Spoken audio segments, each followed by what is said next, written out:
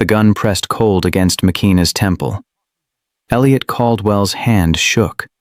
Not from fear. From rage. The kind that turns a man's face red and his voice into something animal. He dragged her across the marble floor of his living room, fingers digging into her arm hard enough to bruise. Security guards lined the walls like statues. None of them moved. None of them would. "You raised my daughter for 8 years," Elliot screamed. Spit flew from his mouth. His eyes were wild. 8 years!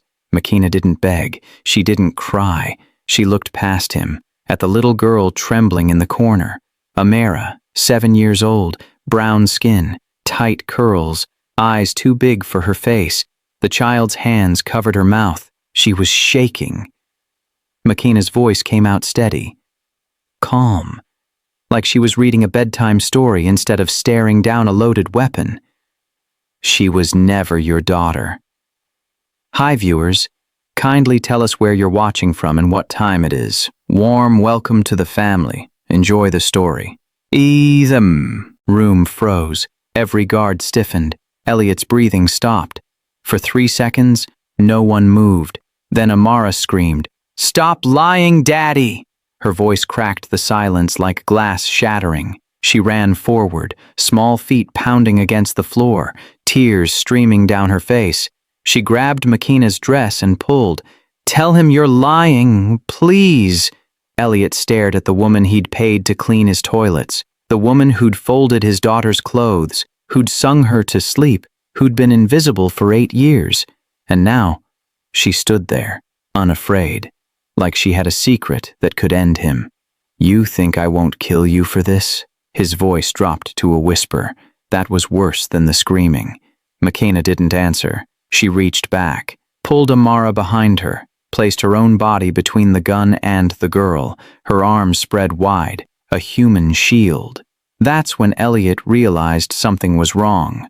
McKenna wasn't afraid, and fear was the one thing everyone felt around him. Employees, business, partners, politicians, even his daughter, especially his daughter. Fear kept people in line. Fear kept them quiet. Fear kept them his. But this woman, this black woman in a maid's uniform, she looked at him like he'd already lost. Outside, sirens began to wail, faint at first, then louder, closer. Red and blue lights flickered through the windows. Elliot's face went pale. "What did you do?" he whispered. McKenna smiled. "Just a little, just enough. I made a call." His hand tightened on the gun. His jaw clenched. His whole body went rigid. The guards shifted, looked at each other. No one knew what to do. America's favorite billionaire, the man who saved orphans and funded hospitals, standing in his own living room with a gun to a maid's head while police surrounded his house. The sirens screamed louder. Amara sobbed into McKenna's back, and Elliot suddenly wondered something that made his blood run cold. Who had McKenna been talking to? And what had she already told them? To the world, Elliot Caldwell was a miracle. The headlines called him a hero, a white billionaire who saved a mixed-race baby when nobody else stepped forward. Magazine covers showed him kneeling beside Amara at charity events, smiling, gentle, the perfect father. America ate it up. But McKenna saw what the cameras didn't. She'd watched him practice those smiles in the mirror, watched him tilt his head just right before walking into a room full of sick children. She'd seen him kneel beside Amara for photos and never once let his eyes soften. It was all performance, rehearsed compassion, calculated kindness. "Mr. Caldwell, you're an inspiration," reporters would say. He'd place his hand on Amara's shoulder. "She's special. She belongs with me." That word, belongs. He said it every time, like she was a possession, a trophy, something he owned. And maybe that's exactly what she was. McKenna learned the truth within the first year of working there. Amara didn't run to Elliot when she fell. She ran to McKenna. She didn't ask Elliot to read her bedtime stories. She asked McKenna. And when nightmares woke her up screaming, it wasn't Daddy she cried for. It was the maid. Elliot noticed. Of course he noticed. He noticed everything. His jaw would tighten every time Amara reached for Makina instead of him. Every time the child laughed harder with the help than with her father. Every time trust slipped through his fingers like water. One night, Makina overheard him on the phone. His voice was cold, clipped. "She's confusing the child," he said. "Amara thinks that woman is her mother." Silence. "No, I won't fire her. That would cause questions. But we need boundaries." The next day, new rules appeared. Makina wasn't allowed to hug Amara when Elliot was home. Wasn't allowed to sit with her during meals. Wasn't allowed to tuck her in at night. The child cried, begged. Elliot didn't care. "She's staff," he told Amara firmly. "You don't love staff." But Amara already did. And that terrified him. Because Elliot Caldwell didn't just want to be loved. He demanded it, required it, built his entire identity around the idea that people needed him, trusted him, chose him. That's why he adopted Amara in the first place. To prove he was capable of love. To prove he wasn't the cold, empty man his ex-wife had called him. But trust can't be forced. And love can't be bought. Makina understood something dangerous in those moments. Elliot didn't hate her because she was black. He didn't hate her because she was poor. He hated her because Amara trusted her more than him. And trust was the one thing Elliot Caldwell never gave freely. He took it. Demanded it. Destroyed anyone who threatened it. Which made Makina wonder late at night, staring at the ceiling of her small room in the servants' quarters. What would he do when he lost it completely? Have you ever trusted the wrong person because everyone else did? Because America trusted Elliot Caldwell. And Makina was about to show them why they shouldn't have. Amara's life was a schedule. 7 a.m., wake up, 7:15, breakfast, 7:45, private tutoring, 9 a.m., piano lessons, 10:30, language practice, 12 p.m., lunch, 1 p.m., etiquette training, 3 p.m., physical exercise, 5 p.m., study time, 6 p.m., dinner with father, 7:30, quiet reflection, 8 p.m., bed, every single day, no sleepovers, no playdates, no friends her own age.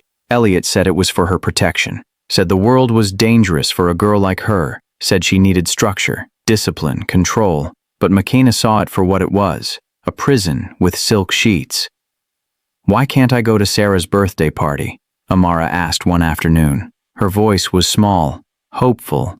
Elliot didn't look up from his phone. "Because you're different." "Different how?" "You wouldn't understand."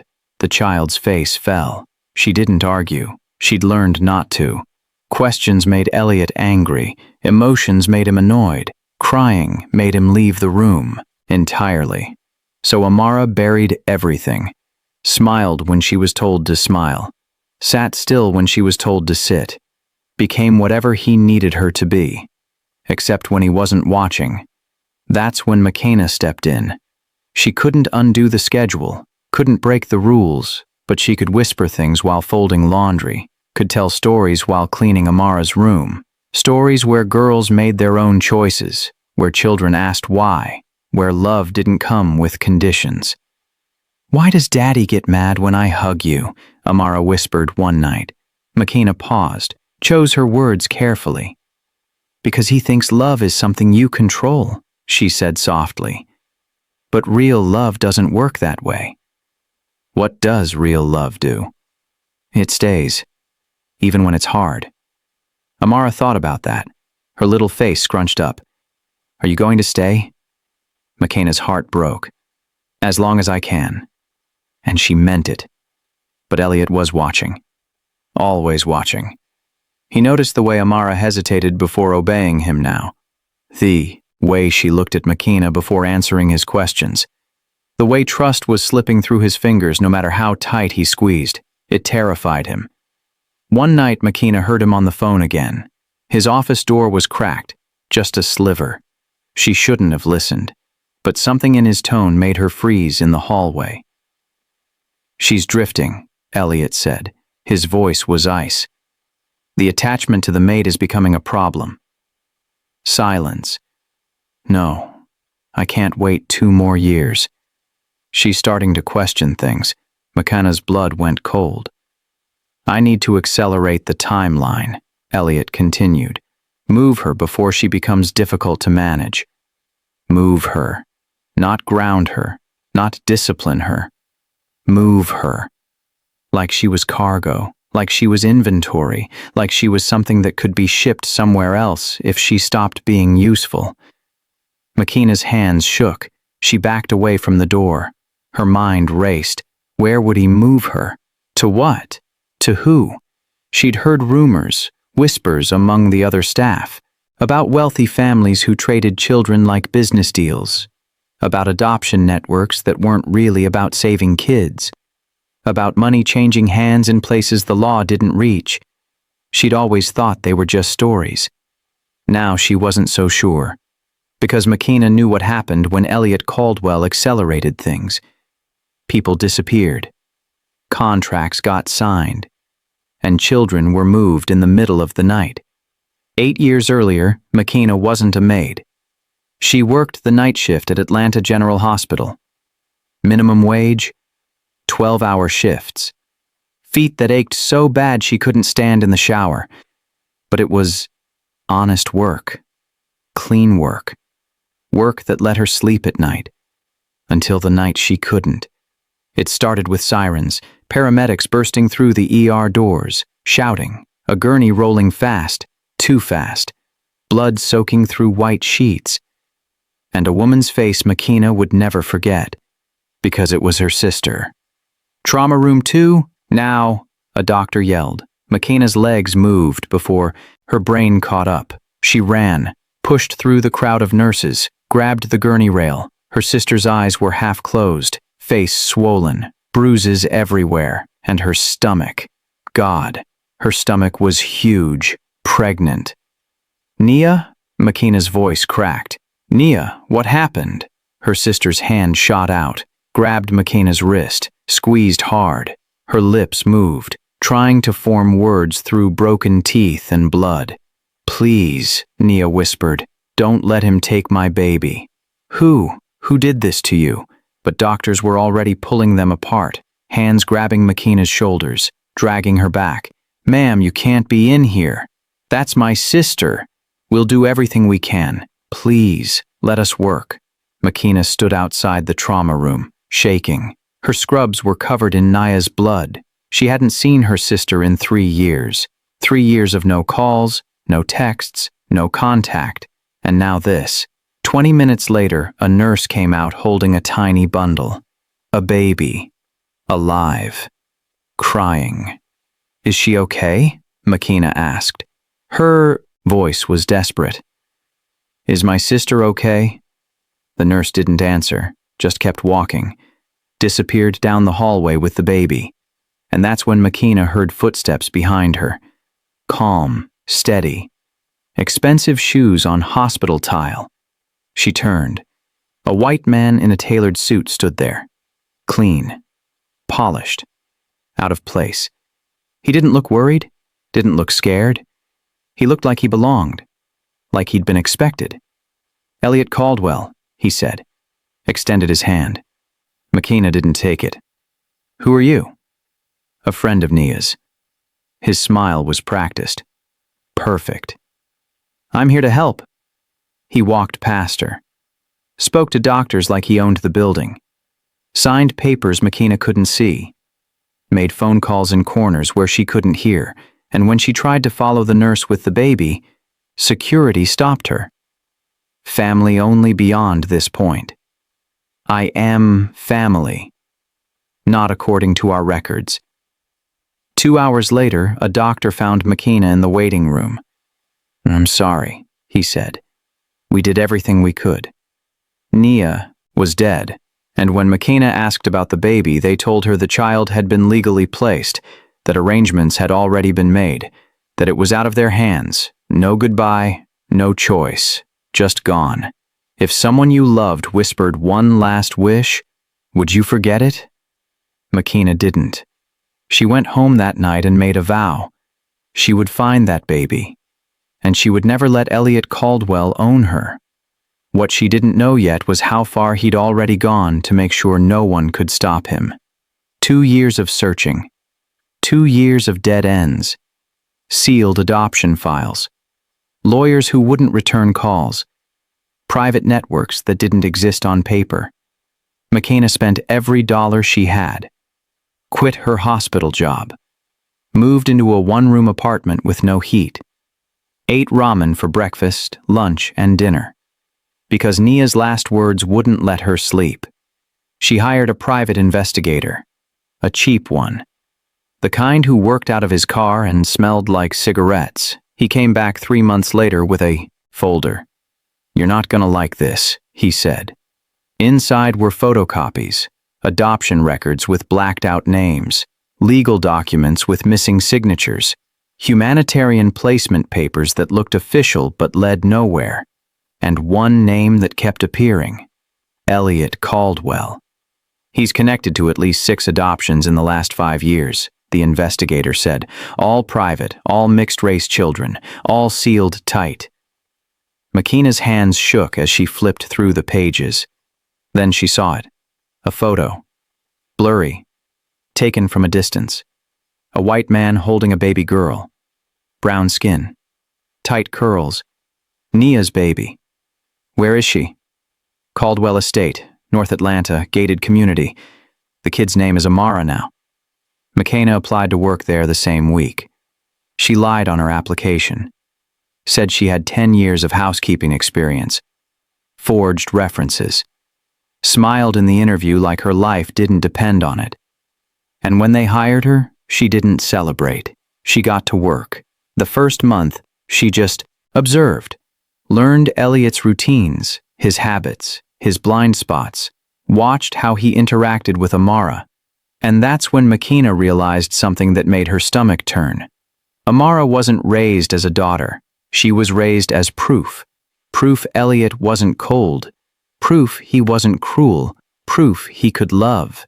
Every photo, every charity event, every interview. Amara stood beside him like evidence, like a receipt, like something he could point to and say, "See, I'm a good man." But behind closed doors, he barely touched her, barely spoke to her, barely looked at her unless cameras were watching. McKenna stayed quiet for 8 years, because leaving too early would have doomed the child. One wrong move and Amara would disappear into another sealed file, another private placement, another rich man's proof. So McKenna waited, learned his patterns, his security codes, his lawyers' names, his business associates. She became invisible. The kind of maid people don't notice, don't remember, don't suspect. Until one night, everything changed. Elliot forgot to lock his office door. Just once. Just a crack. McKenna was walking past with laundry. She heard his voice on the phone. Angry. Frustrated. Then silence. A door slamming. Footsteps walking away. She shouldn't have looked. But she did. The office was empty. His desk was covered in papers, contracts, financial statements, legal documents, and one file sitting right in the center. McKenna's heart pounded as she stepped inside, picked it up, opened it. The first page had one word printed across the top. Asset. Not Amara, not daughter, asset. And beneath it, in smaller print, Asset A17.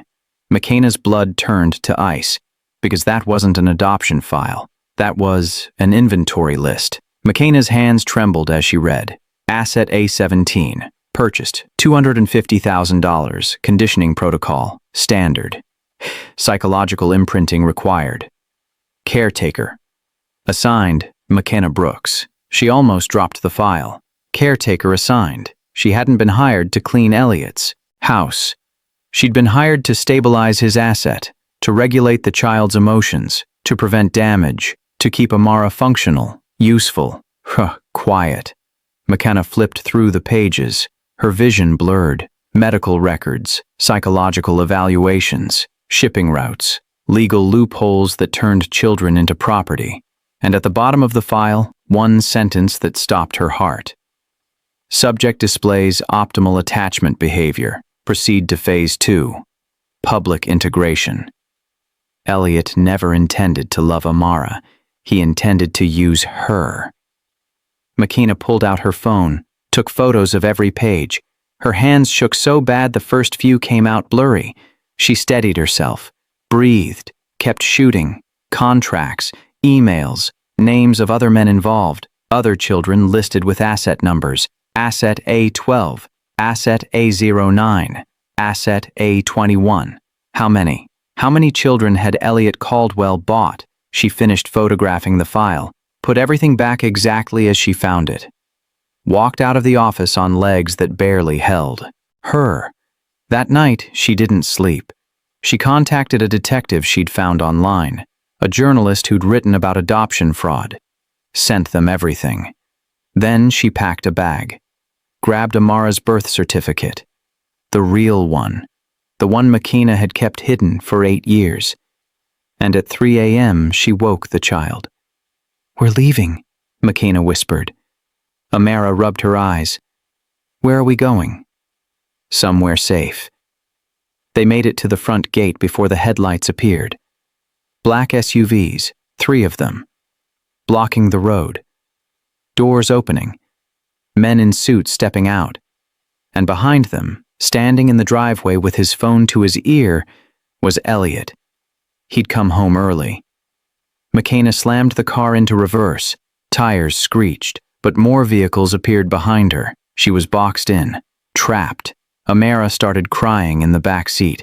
"Makina, what's happening?" The men surrounded the car, knocked on the window. Makina locked the doors, held Amara's hand, but they didn't break the glass. They just waited. Because Elliot was walking toward them, slowly, calmly, like he had all the time in the world. He knocked on the driver's window, smiled, that practiced, perfect smile. And when Makina finally rolled it down an inch, he leaned close. "You really thought you could steal from me?" His voice was quiet, cold. Makina stared at him.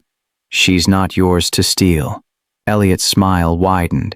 "Everything in my house belongs to me." He opened the door. Security grabbed Makina's arms, pulled her out. Amara screamed, reached for her, but they were already dragging Makina back toward the mansion. Some secrets are too dangerous to keep quiet. Would you risk everything to expose them? Makina already had, and now she was about to pay the price. 12 minutes. That's all the freedom lasted. From the moment Makina's car left the driveway to the moment security ripped her out of it. 12 minutes. Not even enough time to reach the main road, not enough time to call for help, not enough time to save anything. The men didn't speak. They just grabbed. One yanked Makina's door open so hard the hinges screamed. Another reached into the back seat for Amara. The child kicked, scratched. Her screams tore through the night air like broken glass. "Don't touch her!" Makina lunged across the seat, tried to shield Amara with her body, but there were too many hands, too much force. They pulled the child out one way and dragged Makina out the other. Glass shattered somewhere. Makina didn't know if it was the car window or something inside her. "Makina!" Amara's voice cracked with terror. Makina fought, elbowed someone in the ribs, heard him grunt, but then her arms were twisted behind her back. Zip ties cut into her wrists. Her knees hit gravel, hard. Pain shot up her legs, but she didn't stop struggling. "Let her go. She's just a child." No one answered. They dragged Makina back toward the mansion. Her feet scraped against the driveway. Behind her, Amara's screams faded. Someone must have taken her inside, away, and that terrified Makina more than anything they could do to her. Then everything went black. When Makina woke up, she was back inside the mansion. Her head throbbed. Her wrists burned. She tried to move, but couldn't. Hands bound behind her, ankles tied to a chair. The room spun. She blinked hard, forced her vision to focus. Elliot stood in front of her, arms crossed, suit still perfect, not a hair out of place, like nothing had happened. Like he hadn't just sent armed men to hunt down his maid and a 7-year-old child in the middle of the night. "You're awake," he said. His voice was calm. Too calm. McKenna's throat was dry. "Where's Amara?" "In her room. Where she belongs." "She doesn't belong to you." Elliot laughed. Actually laughed. It was the kind of laugh that made McKenna's skin crawl. Empty. Hollow. The laugh of a man who'd never lost anything. "You really thought you could steal from me?" He stepped closer, crouched down so they were eye level. "You, Maid, thought you could take my daughter and just drive away? She's not your daughter." His hand shot out, grabbed McKenna's face, squeezed hard, his fingers dug into her jaw. "She is whatever I say she is." McKenna didn't flinch. She met his eyes. "You can't own people, can't I?" He let go, stood up, walked to his desk, picked up a folder, the Asset A17 file. He held it up like evidence. "I purchased her," Elliot said matter-of-factly. "Legally, through proper channels. I paid for her medical care, her education, her entire existence. Every breath she takes is because I allow it." McKenna's stomach turned. "You're insane." "I'm thorough." He dropped the file back on the desk. "You thought I wouldn't notice you copying my documents? You thought I wouldn't track your phone, your emails, your calls to that pathetic detective?" McKenna's heart stopped. He knew. He'd known the whole time. "I notice everything I own," Elliot continued. His voice was ice. "Every file, every paper, every person in this house. You don't breathe without me knowing about it." He walked back toward her, pulled something from his jacket pocket. A gun.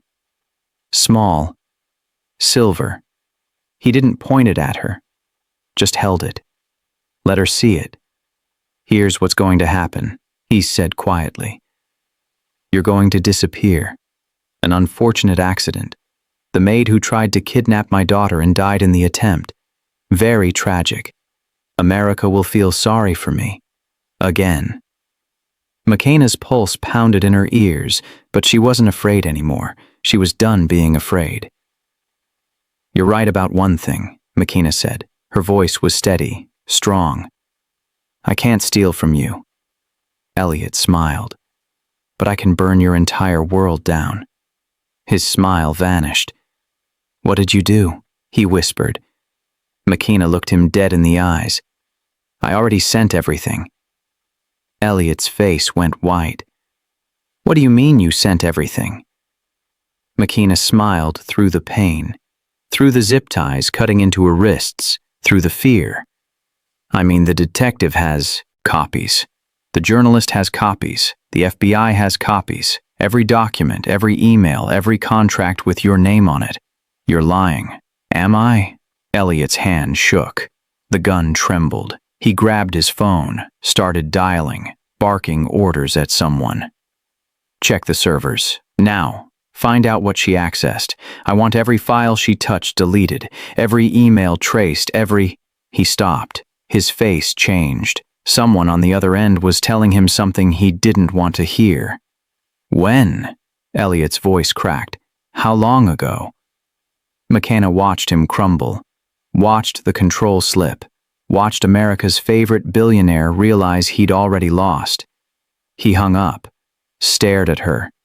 "You sent it 8 hours ago. Before I even tried to leave," McKenna said, "because I knew you'd stop me. I knew you'd catch me, but you can't catch the truth once it's already out there." Elliot's jaw clenched. "You have no idea what you've done."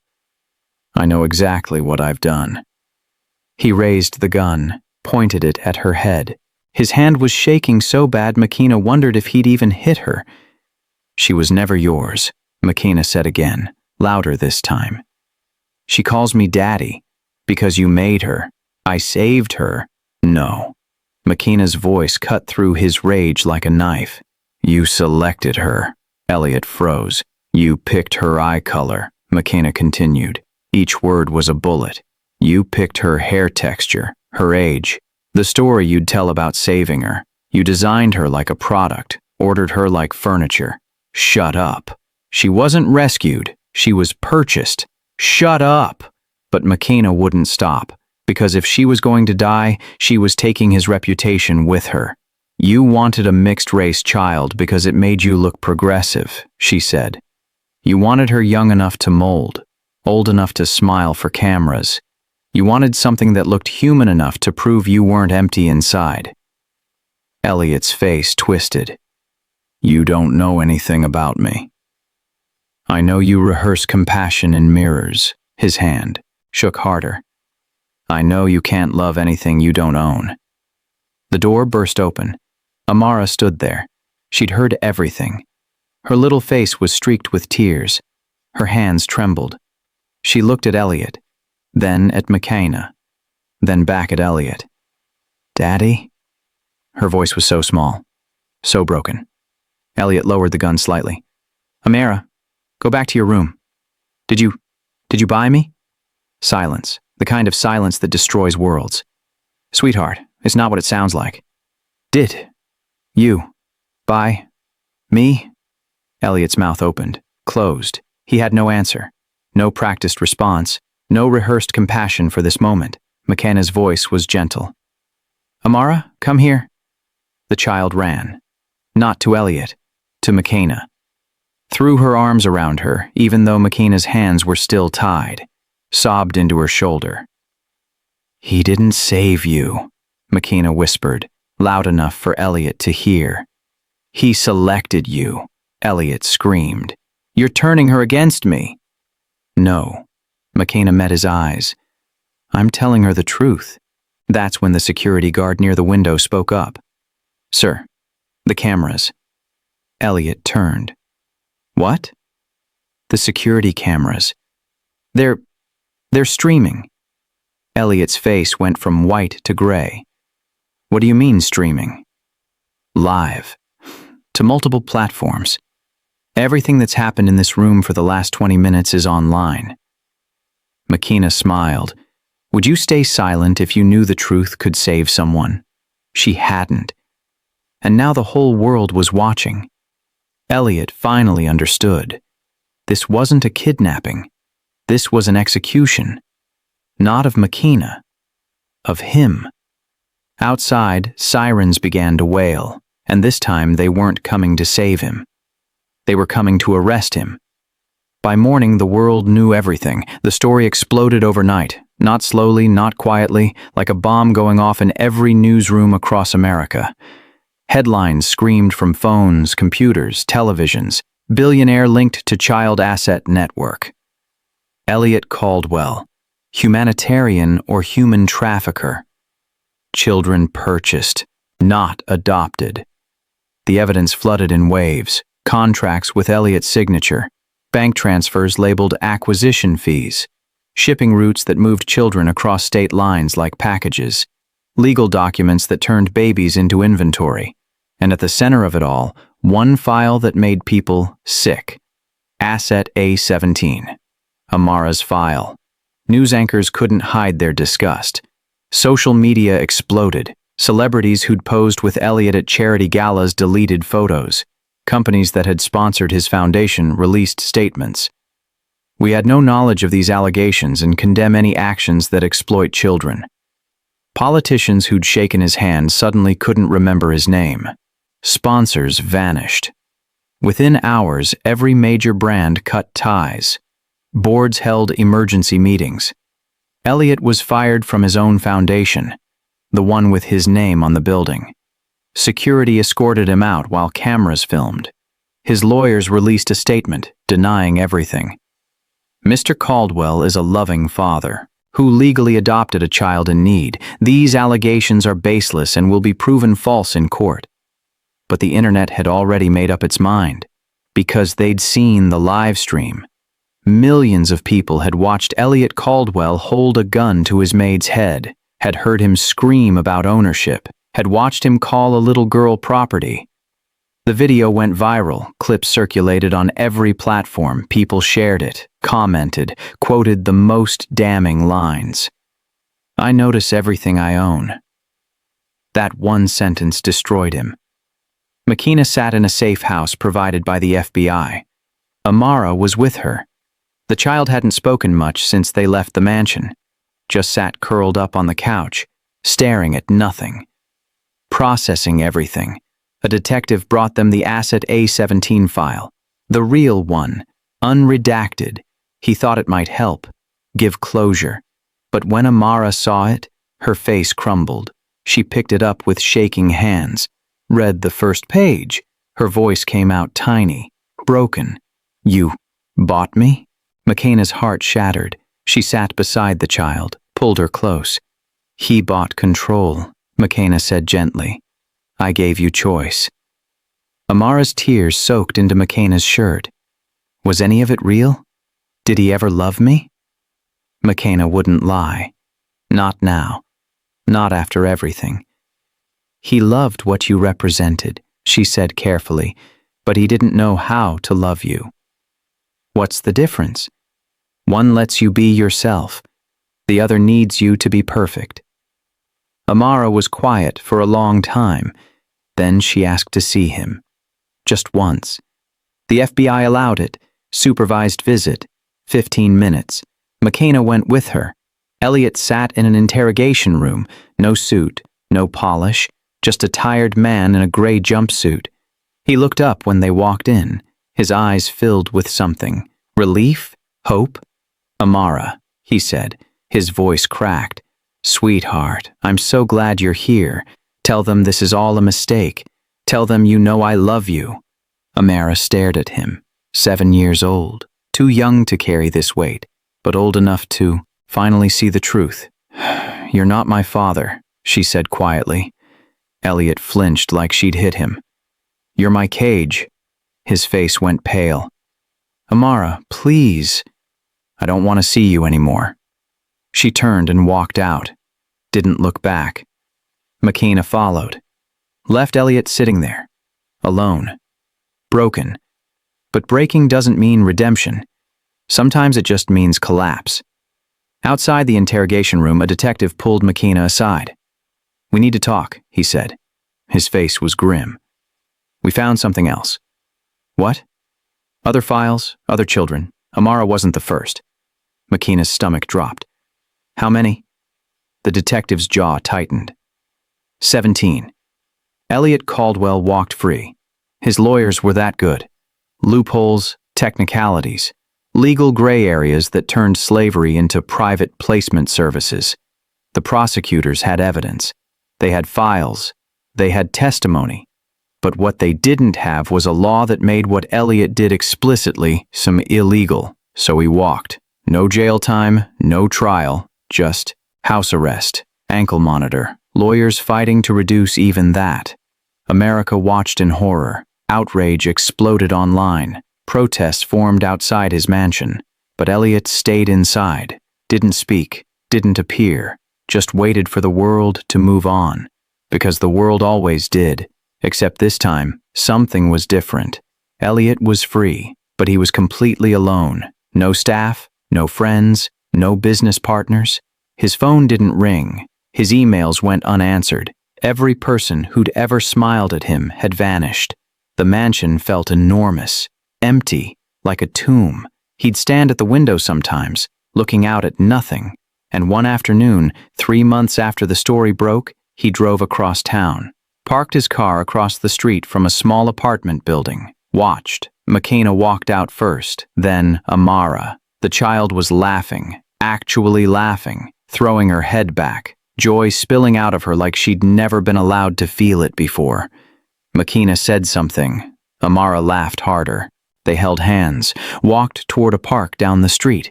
Elliot sat in his car and watched them disappear. He'd created that child's entire existence, fed her, clothed her, paid for tutors and piano lessons and everything she'd ever touched, and yet she'd never laughed like that with him. Never looked at him the way she looked at Makina. Never chose him. He drove home. The mansion swallowed him whole. He walked through rooms that echoed. Past furniture no one sat in. Upstairs no one climbed. He stopped outside Amara's room. The door was still closed, exactly as she'd left it. He pushed it open. Everything was still there, her bed, her books, her stuffed animals lined up perfectly on the shelf. But the room felt dead, like something vital had been removed. He walked to her bed, sat down, touched the pillow. Silence answered. For the first time in his life, Elliot Caldwell had no control, no power, no one listening. He'd built an empire on influence, on being needed, on making people believe he was indispensable. But now? Now the world kept turning without him, and it didn't even notice. He stayed in that room for hours, as the sun set, as darkness filled the space. He didn't turn on lights, just sat there, touching silence, realizing something that crushed him. Amara hadn't been his daughter, she'd been his mirror, and without her he couldn't see himself anymore. 3 days later, the housekeeper found him. She'd been hired to clean once a week. Elliot barely spoke to her, but that morning when she arrived, something felt wrong. The house was too quiet. She called his name. No answer. She checked the living room, the kitchen, then climbed the stairs. She found him in Amara's room, sitting on the bed, eyes closed, peaceful, like he was sleeping, but he wasn't breathing. The news broke within hours. Elliot Caldwell found dead at 54. Disgraced billionaire dies alone in mansion. No foul play suspected. McKenna saw it on her phone while making Amara breakfast. Her hand froze. The spoon clattered against the bowl. She didn't feel relief, didn't feel victory, just emptiness. "What's wrong?" Amara asked. McKenna turned off her phone. "Nothing, baby." But it wasn't nothing, because the FBI found something else. A recording, left on Elliot's phone, time-stamped the night before he died. His voice, quiet, broken, speaking into the darkness. "I thought ownership was love," he said. "I thought if I controlled everything, if I demanded loyalty, if I made myself necessary, people would stay." A pause. "But love doesn't demand. It doesn't own. It chooses. And she chose someone else." Another pause. Longer this time. "I taught her to belong to me. Spent 8 years building that cage. But she taught me something I never wanted to learn." His voice cracked. "She taught me what freedom costs." Silence. Then one final sentence. "And I can't pay that price." The recording ended. Sometimes people don't realize what they had until it's gone. Don't let that be your story. The FBI released the recording to the public. America listened. Some people felt sympathy. Others felt nothing.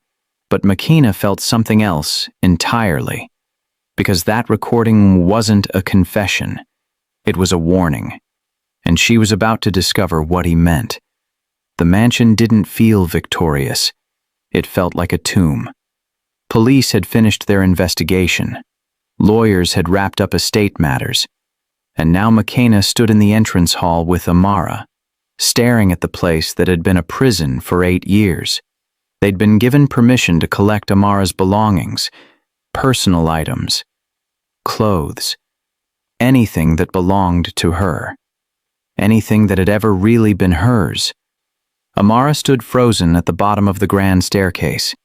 She hadn't moved in 5 minutes, just stared up at the second floor like it might swallow her whole. "Is he really gone?" she whispered. McKenna knelt beside her. "Yes, baby." "Then why does it still feel like he's watching?" McKenna understood. The mansion had eyes, cameras in every corner, Elliot's presence built into the walls. Even dead, he haunted this place.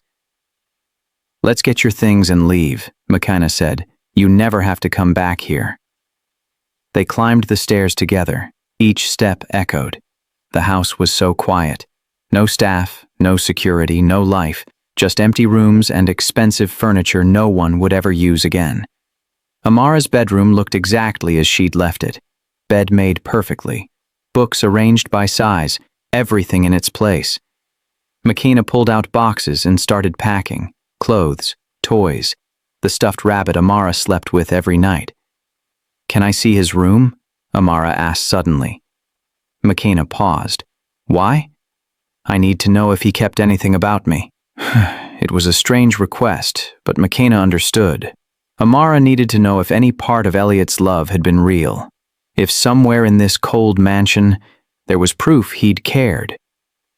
They walked down the hallway, past guest rooms no one used, past offices filled with files, to the Iwas master bedroom at the end. McKenna pushed open the door. Elliot's room was massive. King bed, floor-to-ceiling windows, a closet bigger than most apartments. Everything was organized, spotless, cold. Amara walked to his dresser, opened drawers, found watches, cufflinks, expensive things, but no photos. She checked his nightstand. Nothing. She looked on the walls. That's when she saw them. Framed magazine covers. Billionaire saves orphan. Elliot Caldwell, America's most charitable father. One man's mission to give back. Every single one featured Elliot, and in most of them, Amara stood beside him. Perfectly dressed, perfectly positioned. Like an accessory. But there were no baby photos. No pictures from her first birthday. No drawings she'd made in art class. No report cards. No memories of her actually growing up. Just magazine covers. Elliot hadn't preserved her childhood. He'd preserved his image. Amara's face crumbled. He really didn't love me, did he? McKenna pulled her, close. He didn't know how. What's wrong with me? Why wasn't I enough? Baby, listen to me. McKenna tilted Amara's face up. Nothing is wrong with you. He was broken. He thought people were things he could own, but you were never a thing. You were always a person. Amara cried into McKenna's shoulder, and McKenna let her. Because some grief doesn't have shortcuts, some pain has to be felt. After a while, Amara pulled back, wiped her eyes. Can we go now? Yes. They finished packing quickly. Boxes of clothes, a few toys. That was it. 8 years in this mansion, and Amara's entire life fit into 3 cardboard boxes. They loaded them into McKenna's car, drove away without looking back, but as they pulled out of the driveway, McKenna glanced in the rearview mirror and saw something that made her blood run cold. A black SUV, parked across the street, the same kind Elliot's security had driven, the same kind that had chased them the night they tried to escape. McKenna's heart raced. She drove faster, made random turns, checked the mirror again. The SUV was following them. Amara noticed. McKenna, what's wrong? Nothing, baby. Everything's fine. But it wasn't fine, because Elliot was dead. So who was following them, and what did they want? McKenna's phone buzzed. Unknown number. She answered. A man's voice. Calm. Professional. Terrifying. Ms. Brooks, we need to talk about the child. McKenna's hands gripped the steering wheel. Who is this? Someone who has a legal claim to asset A17. Her stomach dropped. Elliot's dead, McKenna said, but his contracts aren't. The line went dead. McKenna looked at Amara in the passenger seat, the child who'd finally started to smile again, who'd finally started to feel safe, and realized something that destroyed her. This wasn't over. Because Elliot hadn't been working alone, and whoever was in that SUV had just made one thing very clear. They wanted Amara back. The courtroom was silent. Amara sat in a chair too big for her. Feet dangling, hands folded in her lap. 8 years old and sitting in front of a judge who would decide her entire future. McKenna sat 3 rows back, not allowed to sit closer. Not family, not legal guardian, just the woman who'd raised her. The judge was an older black woman, gray hair, kind eyes, but her face was unreadable. She looked down at the papers in front of her, then at the lawyers, then at Amara. Only at Amara. Do you understand why you're here, sweetheart? The judge asked gently. Amara nodded. Her voice came out small. Yes, ma'am. Good. The judge set down her papers. I'm going to ask you some questions. You don't have to be afraid. There are no wrong answers. I just want to hear from you, okay? Okay. On one side of the courtroom sat Elliot's estate attorneys, 3 men in expensive suits. They'd filed paperwork claiming Amara should remain under the estate's guardianship, that the adoption had been legal, that Elliot's death didn't void the contract. They had documents, signatures, everything perfectly filed. On the other side sat McKenna's lawyer, a woman who'd taken the case for free. She had emotion, testimony, the truth, but the law didn't always care about truth. The judge looked at Amara. "Do you know who McKenna Brooks is?" Amara's eyes found McKenna across the room, and something in her face softened. "Yes, ma'am." "Can you tell me who she is?" Amara didn't hesitate. "She's the one who stayed." A murmur rippled through the courtroom. The judge's expression didn't change, but her eyes did, just slightly. "What do you mean by that?" Amara's voice got stronger. "Everyone else left, or got paid to stay, but McKenna stayed because she wanted to. Even when it was hard, even when it was scary, she stayed." The estate attorneys shifted in their seats. One leaned over to whisper to another. They didn't like where this was going. The judge nodded slowly. "I see."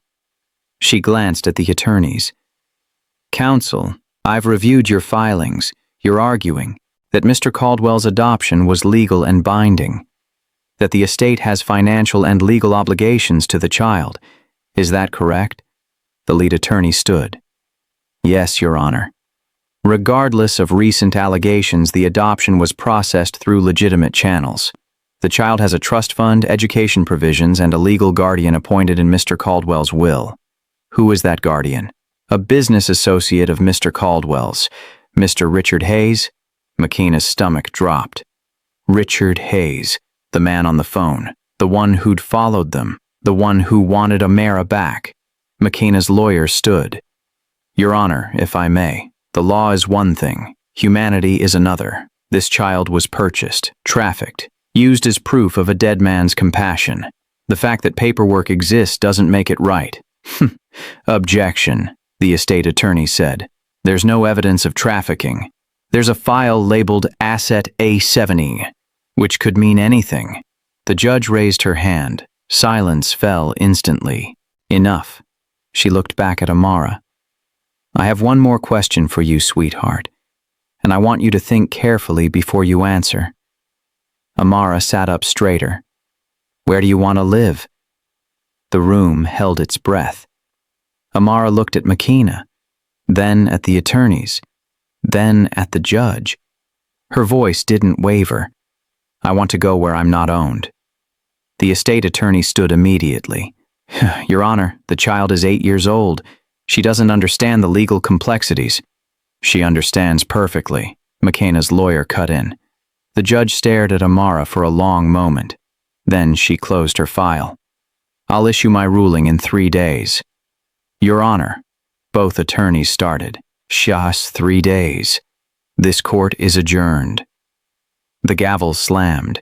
McKenna's heart pounded. 3 days. 72 hours.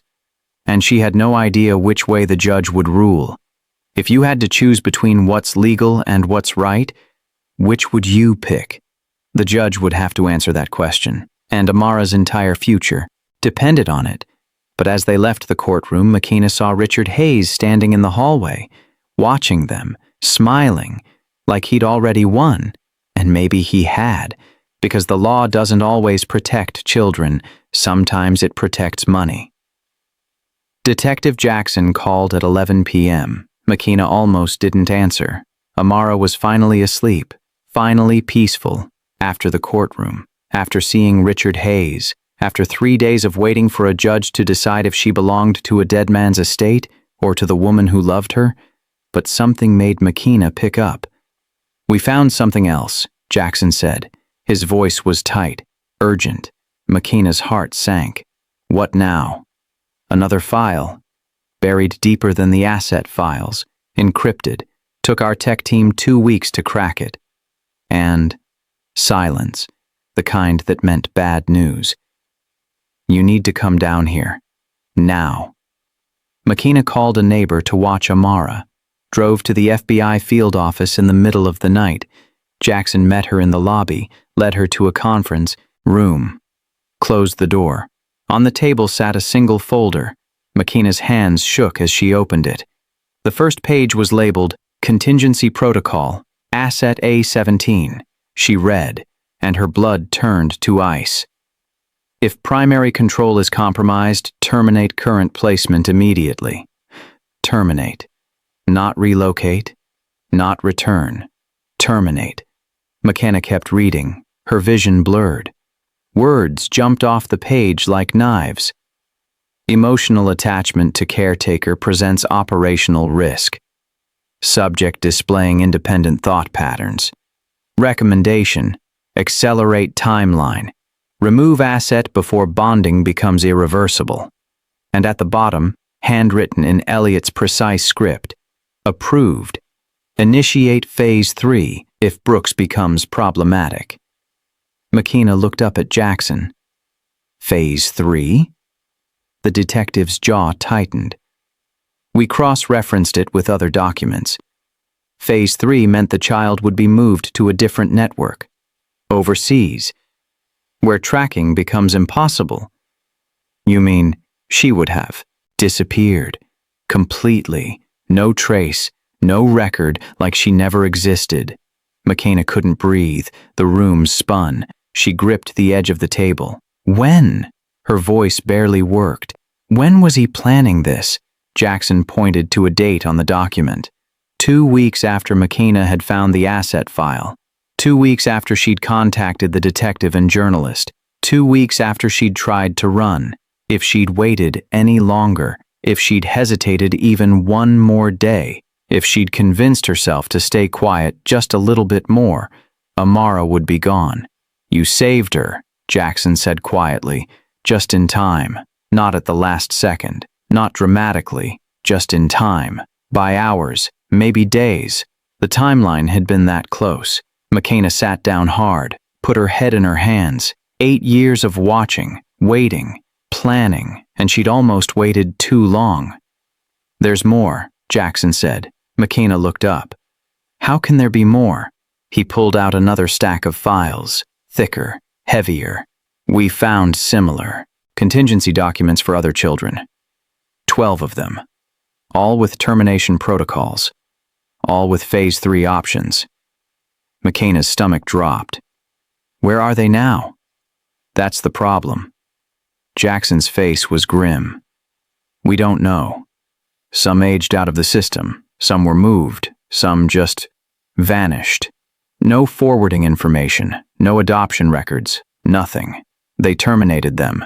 We can't prove that. But yes, we think so. 12 children. 12 assets. 12 lives erased because they became too difficult to control, because they formed attachments, because they started thinking for themselves, because they stopped being useful. Makina thought about Amara sleeping peacefully in her bed, about how close they'd come to losing her forever, about the moment Makina had decided to act instead of waiting. That decision had saved one life, but how many others hadn't been so lucky? We need your help, Jackson said. You knew how Elliot operated. You saw the patterns. We need to find these kids before... His phone buzzed. He looked at the screen. His face went white. What? Makina asked. It's the judge. She's issuing her ruling early. That's good, right? That means... No. Jackson's voice was dead. Early rulings usually mean one thing. She's siding with the estate. Makina's world tilted. Richard Hayes was about to win, and Amara was about to disappear into Phase 3. The media wouldn't let the story die. They dug. Harder than before. Names surfaced, not just Elliot Caldwell, other men, other philanthropists, CEOs, politicians, hedge fund managers, all with suspiciously similar adoption stories, all with mixed-race children they'd rescued, and all connected to the same private network. Reporters called Makina every day. Emails flooded her inbox, requests for interviews, podcasts, documentaries. They wanted her story, wanted her to speak, wanted her face on camera telling America how she'd exposed a billionaire. She said no to all of them. I'm not doing this for attention, she told Detective Jackson. I did it for Amara. I know. But other people need to hear this. Then they can read the files. Jackson didn't push. He understood. Speaking publicly meant reliving trauma. Meant putting herself out there. Meant becoming the story instead of telling it. But one night, everything changed. McKenna was making dinner. Amara sat at the kitchen table doing homework. The television played news in the background. A story about another philanthropist, another adoption, another sealed file. Breaking news tonight. Technology CEO Marcus Reynolds denies allegations that his foundation operated as a child trafficking network. Reynolds, who adopted 3 children over the past decade, released a statement calling the accusations baseless. Amara looked up from her homework, stared at the TV, then at McKenna. If we don't say anything, she said quietly, will it happen again? McKenna froze, spatula in hand, heart pounding. What do you mean? The other kids, the ones like me. If nobody talks about it, nobody will know to stop them. 8 years old, and already understanding something adults refuse to see. Silence had protected McKenna once, kept her invisible, kept her safe. Let her stay close to Amara for 8 years without Elliot suspecting. But now? Now silence was dangerous, because silence protected the wrong people. The next day, McKenna called a journalist back. I'll do the interview, she said, but I'm not doing it as a victim. I'm doing it as a witness. The interview aired 3 days later. Prime time. Millions watching. McKenna sat in front of a camera and told everything. Not about herself, about the system, about how men like Elliot built empires on stolen children, about how money silenced questions, about how America praised monsters because they smiled for cameras. These weren't adoptions, McKenna said. Her voice was steady, strong. These were transactions. Children were inventory. Love was branding. And when the child stopped being useful, there were contingency plans. Termination protocols. The interviewer's face went pale. Termination? They made children disappear. Silence protects the wrong people. Don't scroll past this. The interview went viral within hours, not because it was shocking, because it was true. And truth has a way of spreading once it enters daylight. More people came forward. Former staff members, other maids, drivers who'd transported children in the middle of the night, lawyers who'd been asked to forge documents. The network started to crack. Names fell like dominoes.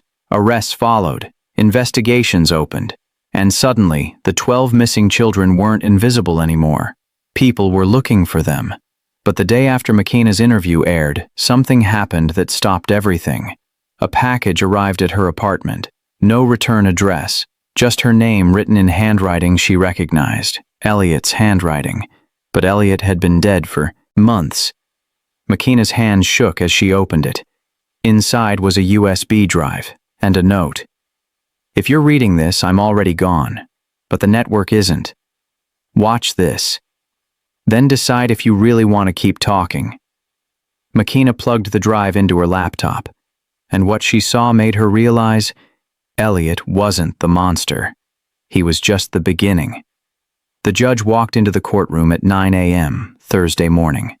Not 10. Not the scheduled time. Early. McKenna's lawyer grabbed her arm. Early rulings are never good, she whispered. Amara sat beside McKenna, small hands gripping the armrest. She'd worn her best dress. The blue one McKenna had bought her. Not the expensive designer clothes Elliot had ordered, something she'd chosen herself. Across the aisle, Richard Hayes sat with Elliot's estate attorneys, confident, smiling, like he'd already won. Like Amara was already his. The bailiff spoke. All rise. Everyone stood. The judge took her seat. Looked at Amara. Not the lawyers, not the paperwork, just the child. Please be seated. Chairs scraped against the floor. McKenna's heart pounded so hard she thought everyone could hear it. The judge adjusted her glasses, picked up a single sheet of paper. "I've reviewed all evidence presented in this matter. The testimony, the documents, the legal arguments from both sides," she paused, "and I've made my decision." Amara's hand found McKenna's, squeezed tight. "Custody is granted," the judge said, "to McKenna Brooks." The courtroom exploded. Amara gasped, then cried, then screamed. A good scream. A free scream. She threw herself into McKenna's arms, sobbed into her shoulder. McKenna held her. Couldn't speak. Couldn't breathe. Just held on. Behind them, Richard Hayes stood. "Your Honor, I'm not finished," the judge said. Her voice cut like steel. Silence fell instantly. "This court recognizes," she continued, "that love does not require blood." She looked directly at Richard Hayes. "And protection does not require permission from those who cause the harm." Hayes's face went red. "We'll appeal. You can try, but I'm sealing this case. Amara Brooks is now legally, permanently the daughter of McKenna Brooks. No appeals, no challenges. This adoption is final." The gavel slammed, and just like that, it was over. McKenna's lawyer hugged her, tears streaming down her face. "You did it. You actually did it." But McKenna wasn't listening. She was looking at Amara, at the child who was finally, legally, truly hers. Not Elliot's, not the estate's, not Asset A17. Amara Brooks. They walked out of the courtroom together, hand in hand, and the world was waiting. Cameras flashed like lightning. Reporters shouted questions. Microphones shoved forward. It was chaos. Overwhelming. Suffocating. "Ms. Brooks, how does it feel to win? What do you want to say to Elliot Caldwell's supporters? Amara, do you have anything to say?" McKenna pulled Amara close, shielded her face from the cameras. They didn't need to see her tears, didn't need to capture this moment. This belonged to them, not the world. They pushed through the crowd, made it to McKenna's car, drove away. And for the first time in 8 years, McKenna felt like she could breathe. "We won," Amara whispered from the back seat. "We won. Does this mean nobody can take me away?" McKenna looked at her through the rearview mirror. "Nobody. Ever." Amara smiled. A real smile. The kind McKenna had waited 8 years to see. They drove to their apartment. Not a mansion. Not luxury. Just a small 2-bedroom place with mismatched furniture and a kitchen that barely fit 2 people. But it was theirs, and that made it perfect. That night, McKenna tucked Amara into bed. The child fell asleep within minutes, peaceful, safe, free. McKenna watched her for a long time, then walked to the living room, sat on the couch, finally let herself cry. Not sad tears, relief tears, victory tears. They'd done it. They were free, except freedom always comes with consequences, and McKenna was about to learn what those were. Because at midnight her phone buzzed. Unknown number, a text message, 2 words, "Watch outside." McKenna walked to the window, looked down at the street. A black SUV sat parked across from her building, headlights on, engine running, waiting. The estate auction happened 6 weeks after the verdict. Everything Elliot Caldwell owned, every piece of furniture, every painting, every watch, suit, car, and crystal glass, sold to the highest bidder. The mansion itself went for $12 million to a tech CEO who promised to gut it and start fresh. "Erase the bad energy," he told reporters. As if energy was the problem. As if you could demolish a building and erase what happened inside it. McKenna read about the auction online, watched the photos circulate. Strangers walking through rooms where Amara had been kept prisoner, touching furniture where Elliot had planned his empire, bidding on pieces of a dead man's legacy like it was treasure instead of evidence. Everything sold, except one room, Amara's bedroom. No one wanted it. The auction house tried, took photos, listed the contents separately. Victorian bed, antique dresser, custom shelving, worth thousands. But when bidders found out it was the child's room, the trafficked child's room, they stopped bidding, like the furniture carried guilt, like touching it would make them complicit. So it sat there, empty, unsold, a monument to something nobody wanted to remember. McKenna got a call from the estate lawyer. "We're clearing the house next week," he said.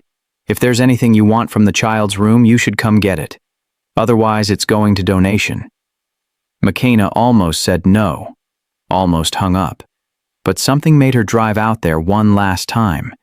The mansion looked smaller somehow, less threatening. Just a house. Staff was gone, security dismantled, the gates stood open, no one guarding them anymore. McKenna parked in the circular driveway, walked through the front door. Her footsteps echoed. The place smelled like dust and abandonment.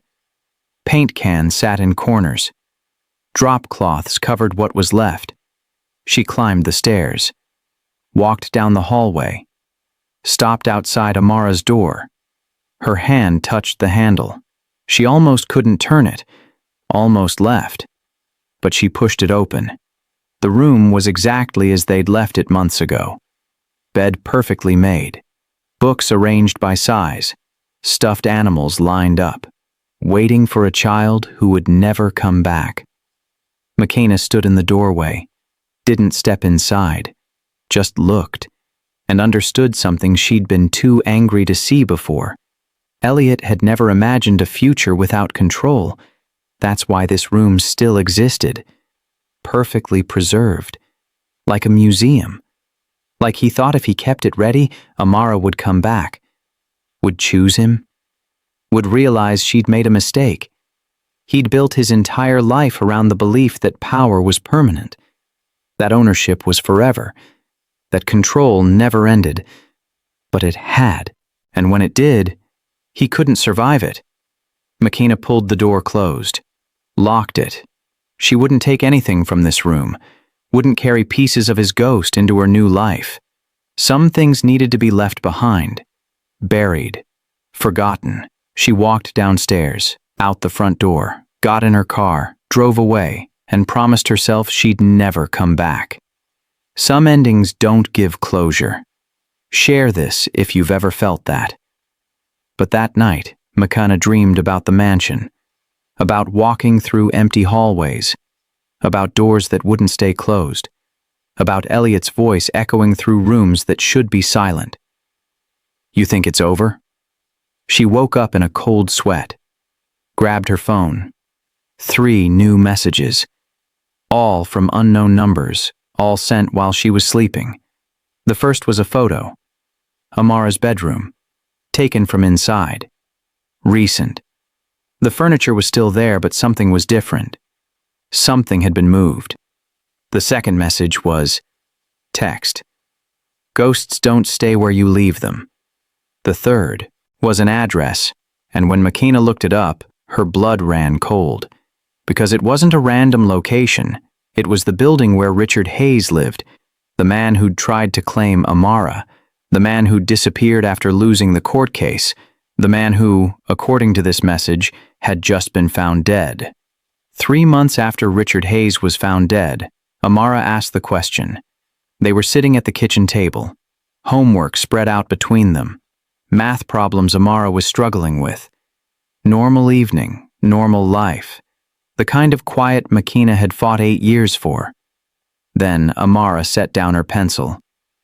Why did he choose me? McKenna's hand froze over the dish she was washing. Water dripped onto the counter. She didn't turn around immediately, just breathed, because she'd known this question would come eventually. "Who?" McKenna asked, even though she knew. "Elliot." Amara's voice was small, careful, like she was afraid of the answer. Why me, out of all the kids in the world? Why, did he pick me?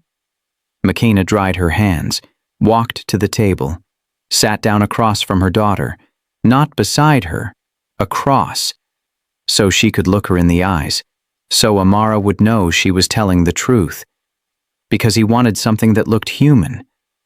Amara flinched, like the words physically hurt. What do you mean? McKenna chose her words carefully. Elliot was empty inside. He knew it. Other people knew it. His ex-wife left him because of it. So he needed proof that he wasn't. Proof he could care about something other than money and power. So he got me. Yes. Amara's eyes filled with tears. She blinked them back.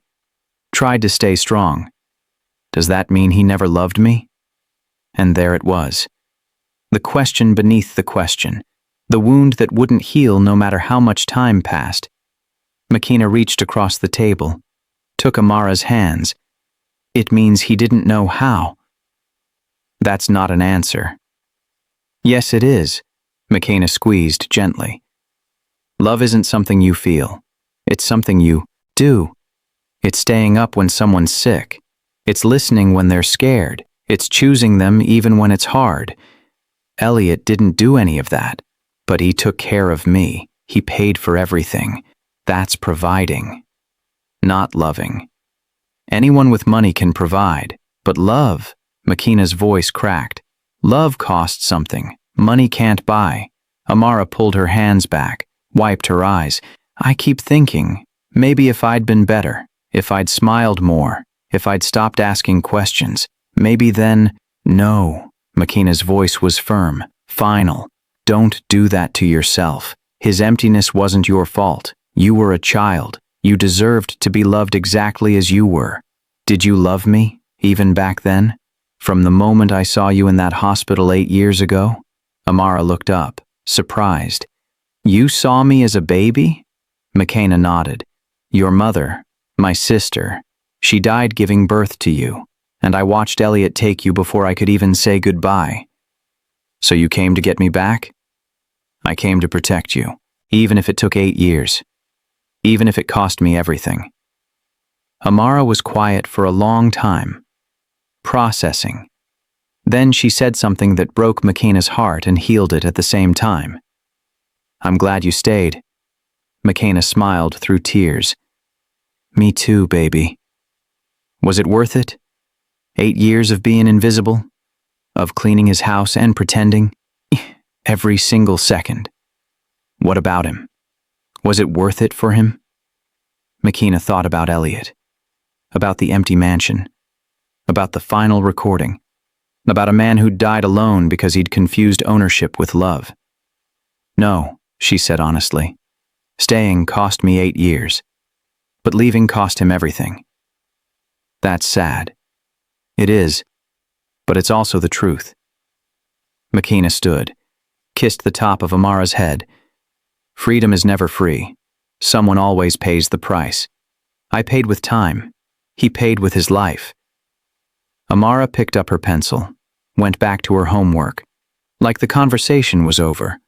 But McKenna could see her processing, thinking, trying to make sense of a world where some people choose control over love. That night, after Amara fell asleep, McKenna's phone rang. Detective Jackson. We got the autopsy results on Richard Hayes, he said. And? It wasn't suicide. It was murder. McKenna's blood went cold. Who killed him? We don't know yet, but we found something at the scene, a note addressed to you. What did it say? Jackson's voice dropped. It said, 1 down, 16 to go. McKenna's hand shook. 16. The number of children in Elliot's network. The number of assets who'd disappeared. Someone was hunting the people who'd hurt them, and they'd just invited McKenna to watch. Their apartment was small. 2 bedrooms, 1 bathroom, a kitchen barely big enough for 2 people to stand in. The walls were thin. The neighbors were loud. The heat didn't work half the time, but it was theirs. No security cameras watching, no guards at the door, no rules about who Amara could hug or when she could laugh, no schedule dictating every minute of her day. Just freedom. And freedom looked like this. Amara sleeping through the night for the first time in months. No nightmares, no waking up screaming. Just peaceful, deep sleep that lasted until morning.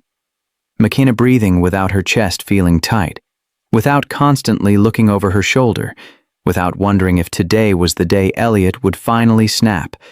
Breakfast together. Actual conversation. Amara talking about school, about the friends she made, about the book she was reading. Normal things. Beautiful things. On the fridge hung a drawing Amara had made in art class. 2 stick figures holding hands, one tall, one small, both smiling. And at the bottom, in careful crayon letters, me and McKenna, not mother and daughter, not maid and employer, just 2 people who chose each other. Family. Real family isn't about blood, it's about who stays. Tag someone who stayed for you. McKenna looked at that drawing every morning, reminded herself why 8 years of waiting had been worth it, why every risk had mattered, why staying had been the right choice. But the world outside their apartment hadn't stopped watching. News still ran stories about Elliot, about the network, about the other children who'd disappeared. Detective Jackson called weekly with updates, arrests, investigations, names of powerful men who'd been part of the system. And not everyone was happy about it. Some people still defended Elliot, called him a victim of a witch hunt, said McKenna had manipulated the situation for money, said the children had been better off in wealthy homes than in poverty. The hate mail started a month after the verdict. Letters calling McKenna ungrateful, threatening, saying she'd stolen a child from a good man. Some were just words. Others were worse. Detective Jackson told her to be careful, to install better locks, to vary her routine. But McKenna refused to live in fear again. She'd spent 8 years afraid. 8 years walking on eggshells. 8 years waiting for the other shoe to drop. Not anymore. Except sometimes, late at night, she'd see that black SUV parked across the street. Different than before. Different plates, but the same feeling. Being watched. And the messages kept coming. Not through mail, through her phone. Untraceable numbers. Photos of her and Amara walking to school, at the grocery store, at the park. Never threatening, just present. Like someone wanted her to know they were watching. Detective Jackson said it might be reporters, might be investigators working other cases, might be nothing. But McKenna knew better, because the last message she'd received wasn't a photo, it was a list. 17 names, all men connected to Elliot's network, and beside each name, a number. Richard Hayes, Smadawan, complete Marcus Reynolds, Smao, in progress. And at the bottom of the list, one line that made McKenna's blood run cold. You exposed them. Now we're erasing them. Don't interfere. McKenna deleted the message. Told no one. Not even Jackson. Because whoever was hunting these men wasn't asking for her help. They were warning her to stay out of their way. And the terrifying part? McKenna wasn't sure she wanted to stop them. That night, as she tucked Amara into bed, her phone buzzed, a news alert. Breaking. Tech CEO Marcus Reynolds found dead in apparent suicide. Reynolds was recently linked to child trafficking allegations. McKenna's hand shook. 2 down, 15 to go. And whoever was behind it had just made one thing very clear. Justice was coming. Whether the law wanted it or not. 1 year after Elliot's death, the letter arrived. Sealed envelope. Thick paper. Expensive. The kind Elliot used for important documents. McKenna's name written in his handwriting across the front. She stared at it for 5 minutes before opening it. Amara was at school. The apartment was quiet. Just McKenna and a ghost reaching out from the grave. Her hands shook as she tore the seal.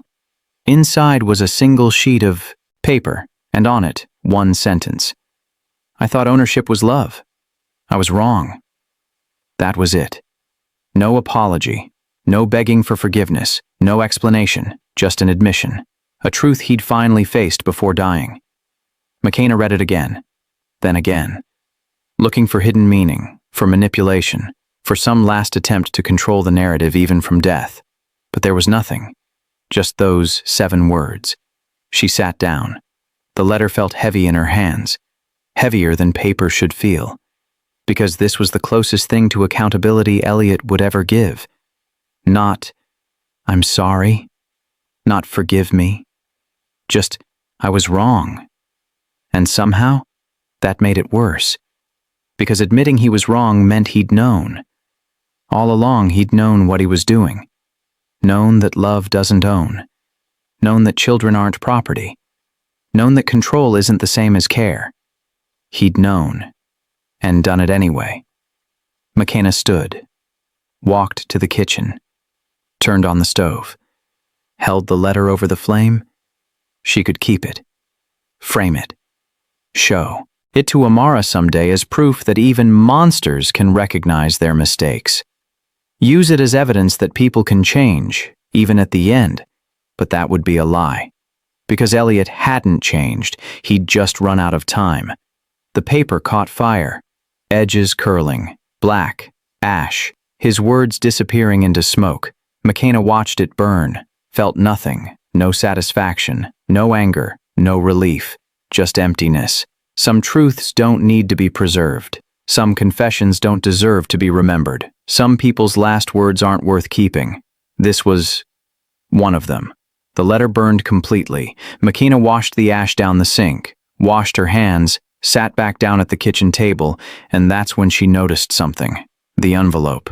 She'd thrown it on the counter without looking, but now, in the light, she could see something written on the inside flap. Small, almost invisible. She picked it up. Another sentence. Different handwriting. Not Elliot's. He didn't write this alone. Check the cameras. Third file. Password. Asset A01. McKenna's blood went cold. Someone else had been in the room when Elliot wrote that letter. Someone who knew about the files. Someone who'd been watching all along. And they'd just given McKenna the key to something Elliot had tried to hide. Something that made 17 children look like the beginning, not the end. On Amara's 9th birthday, McKenna asked the question. They were sitting at the kitchen table. Birthday cake between them. Candles blown out. Wishes made. Just the two of them. No party. No guests. Amara had asked for it that way. "I have something for you," McKenna said. Amara looked up. "Another present?" A choice. McKenna pulled out paperwork, official forms, legal documents. "Do you want to change your last name?" Amara stared at the papers. Her birth certificate still said Caldwell. The judge had granted custody but left the name question for later, for when Amara was ready. "To Brooks," Amara asked quietly. "If you want. Or we pick something else entirely, something that's just ours. It's your choice." Amara picked up the forms, read them carefully, 9 years old and already understanding the weight of identity, of choosing who you are instead of accepting who someone else made you. "Yes," she said finally. "I want to be Amara Brooks." No hesitation. No doubt. Just certainty. They filled out the papers together, McKenna's hand guiding Amara's through the signatures. No lawyers, no courtroom, no cameras, just two people at a kitchen table making official what their hearts already knew. Family. They submitted the forms the next day. No press conference, no announcement, no speeches about justice or redemption, just a clerk stamping documents and saying, "Congratulations." That was it. 9 years after McKenna first saw her niece in a hospital. 8 years after she infiltrated Elliot's mansion. 1 year after the verdict. Amara Brooks was finally, completely, legally her daughter. That night, McKenna stood in Amara's doorway, watched her sleep, peaceful, safe, free, no nightmares, no fear, no invisible chains, just a child sleeping in her own bed, in her own home with her own name. And McKenna understood something she'd known, but never quite felt until this moment. Love doesn't demand, it doesn't own, it doesn't control or manipulate or cage. Love stays, even when it's hard, even when it costs everything, even when it takes 8 years of waiting and watching and planning. Love stays. because sometimes staying is the bravest act of all. McKenna closed Amara's door quietly, walked to the living room, sat on the couch, let herself breathe.